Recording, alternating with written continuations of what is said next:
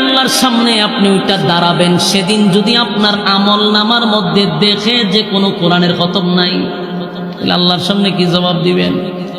আমার নবীর সামনে আপনি কি জবাব দিবেন?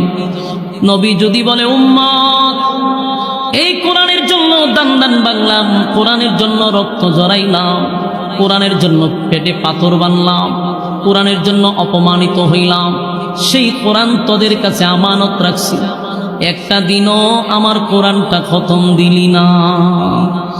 আজকে যে তোর আমলনামা আল্লাহ আমার হাতে দিল, আমি আমার মালিকের সামনে তোরে উম্মত বলে কেমনে পরিচয় দেই? শুধু কি হাক্কুর হুক্কুর জিকির করছো এটা দিয়ে আমি পরিচয় দিতে পারো? তুই যে হাত খুব করলি আর গুতাগুতি করলি, লাফালাফি করলি, এটা দিয়ে তো আমি উম্মত পরিচয় দিতে পারি না।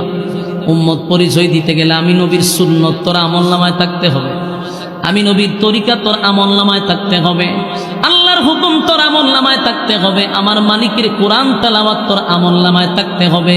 গজল আর জিকির দিয়া, গান দিয়া আমার উম্মত হওয়া যায় না। যুবক ভাইরা, সেদিন আমার নবী লজ্জিত।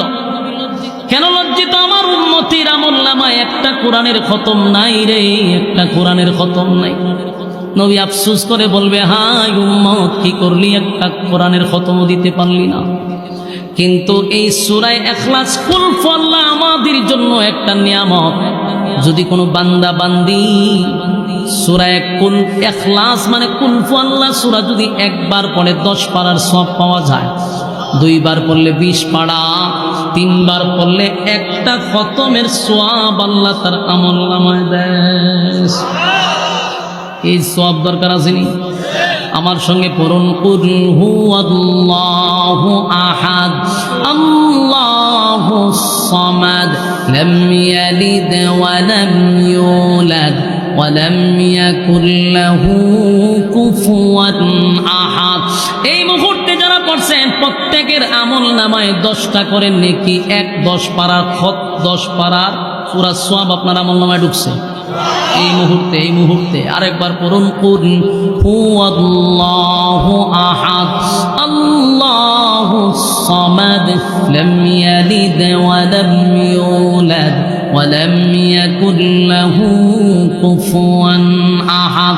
এই মুহূর্তে যারা পড়ছেন 20 পারার সওয়াব আমলনামায় ঢুকছে। আরেকবার পড়ুন, কুল হুয়াল্লাহু আহাদ আল্লাহুস সামাদ লাম ইয়ালিদ ওয়া লাম ইউলাদ ওয়া লাম ইয়াকুল লাহু কুফুয়ান আহাদ। আমার যুবক ভাইয়েরা, মুরব্বী বাবারা, এই মুহূর্তে আমার সঙ্গে যারা পড়লেন, আল্লাহর কসম এই মুহূর্তে প্রত্যেকের আমলনামায় একটা করে কোরআনের খতম আপনাদের আমলনামায় আছে। এই মাহফিল তো আমি মনে করি সাকসেস এই কারণে, কারণ প্রতিটা মুসল্লিদের আমলনামায় একটা করে কোরআনের খতম আছে। তখন এখানে যতক্ষণ আছে সব মানুষের আমলনামায় একটা খতম কোরআন আছে। সুবহানাল্লাহ। এতগুলা কোরআনের খতম আমরা দোয়া করি, সবগুলা কোরআনের খতমের সব নবীর রওজা আল্লাহ পৌঁছায়া দাও। এমন এই এলাকার প্রত্যেকটা মুর্দা গানের কবরে সব পৌঁছায়া দাও। আমিন।